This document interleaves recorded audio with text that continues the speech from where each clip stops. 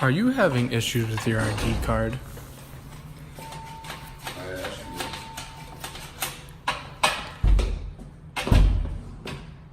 Having trouble finding your ID card? Go. Getting bullied at school for having an ID card? Yeah. Some free clips out here. Are you an ID With a card fingerprint, you loser? can never misplace it. It can't be easily stolen.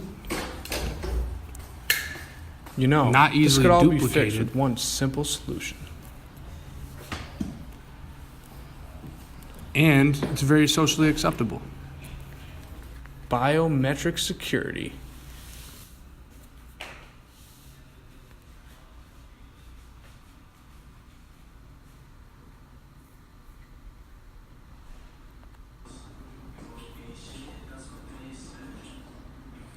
You can't lose it, because it's always in your hand. It can't be easily stolen. Not easily duplicated. 2, 1. And it's very socially acceptable.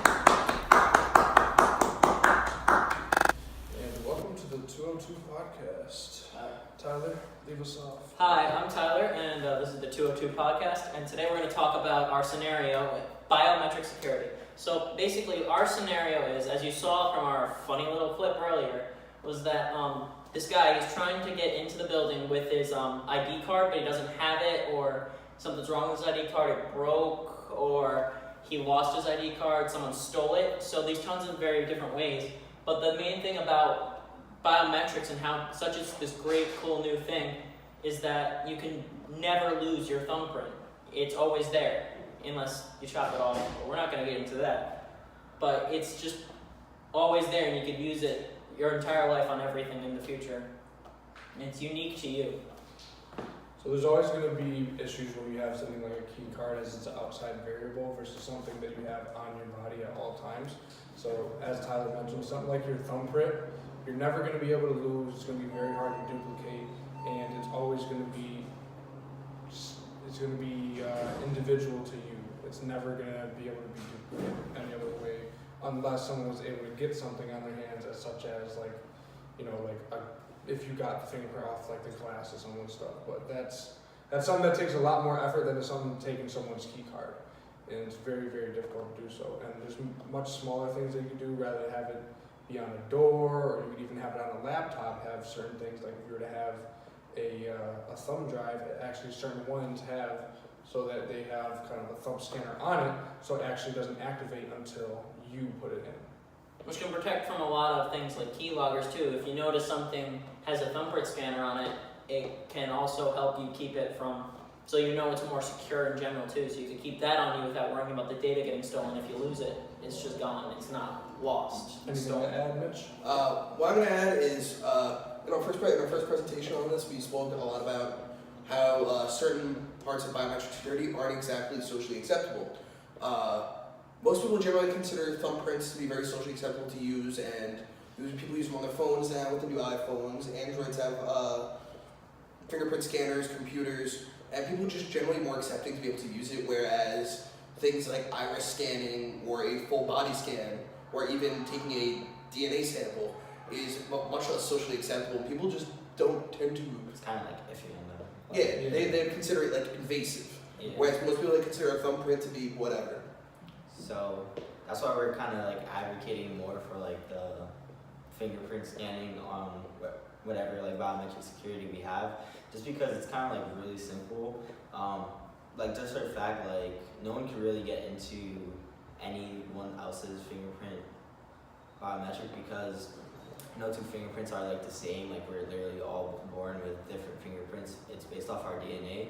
So just because fingerprints are really just so simple to use on biometrics, even though it's so simple to use but very still complicated just because no one else has your fingerprint. That's why we're kind of advocating for it as like one of the best biometric securities. Yeah. Are twins able to, like identical twins, do they have the same fingerprints? No, even like twins would have different like fingerprints just because of like their DNA is not exactly the same, even though it's very similar. Okay. If you ever look at a chart that has the vulnerability and weaknesses of each kind of biometric technology, you would see that fingerprints are generally one of the more higher accuracy versions while still maintaining a relatively low cost as compared to the other ones. Like ADN actually is one where you take someone's DNA, which that runs into a lot of problems just because it's very expensive. It's not very socially acceptable, although it is the most accurate. But fingerprint scanning is like that kind of middle ground where it is still very accurate, but it's not super crazy technology to the point where it's going to cost a bunch for your business. And it's very easy to implement into everyday stuff. Like I said, you put on a laptop, doors, certain things that, just certain like security wings that you don't want the general public to get into. It's very easy to integrate into a business. Like that app that we're talking about in our presentation as well. Yeah, you'll see more about the app later and about how it's widely used now, and it can keep people from getting into your computer. In the meantime, I'm going to go in on how fingerprints are stored and compared. So when you have your fingerprint scanned, it's pretty much almost like a photocopy. It shoots light at your finger, and when it reflects back, it creates a digital image. So what your phone looks, so what any software will look for is something called minutia, which is where the lines in your fingerprints terminate was split in two. So the software will map out where those are in your fingers and pretty much draw lines between them to measure angles and distance between each of these like minutia. And that's how it creates it and turns it and takes an algorithm and turns it into an individual code for your own fingerprint. So every time you scan in, it's looking for those minutia where your fraction, the ridges in your finger terminate or split in two to generate an individual code. So if your code doesn't match the set fingerprint code, it won't let you in. Yeah, so just to go over how our situation would work. So if we had a manager at ABC Incorporated leaving his key card at home, constantly breaking key card, even key cards have a tendency to, over time, when you constantly swipe in, the part that actually allows you to swipe in starts to deteriorate. Magnet. Yeah, and then you completely take all the variables that you have out when you move something into like fingerprint scanning. That's never going to be changed. It's all going to be stored right there. You can't lose it. Can't be stolen.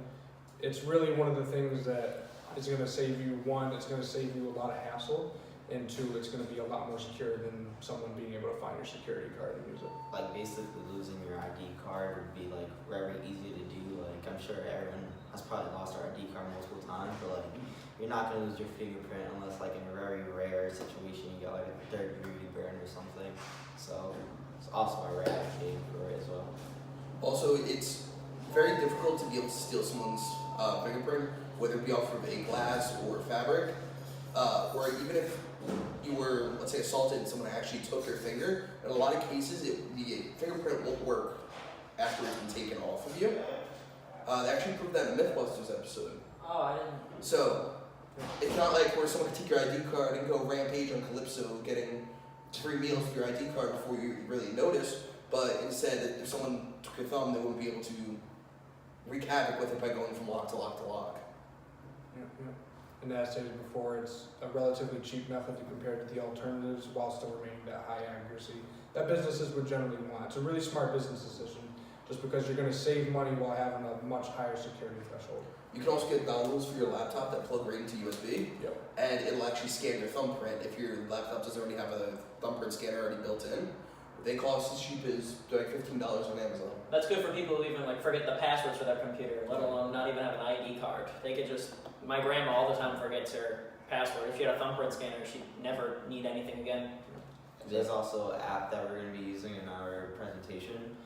It's a free app that puts like a fingerprint on any app they're using as well. So even that's like free, and as long as your iPhone or Android has that fingerprint scanner, it's very simple and easy to use, which is really nice.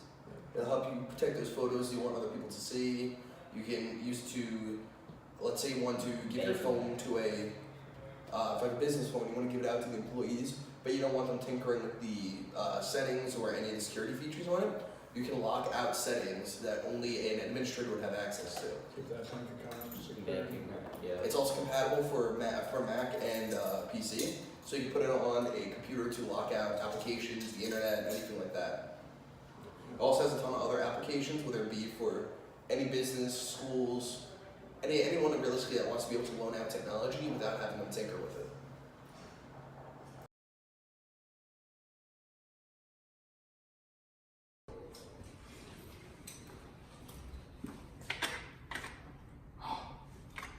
Key card isn't working. If only I had a thumbprint scanner.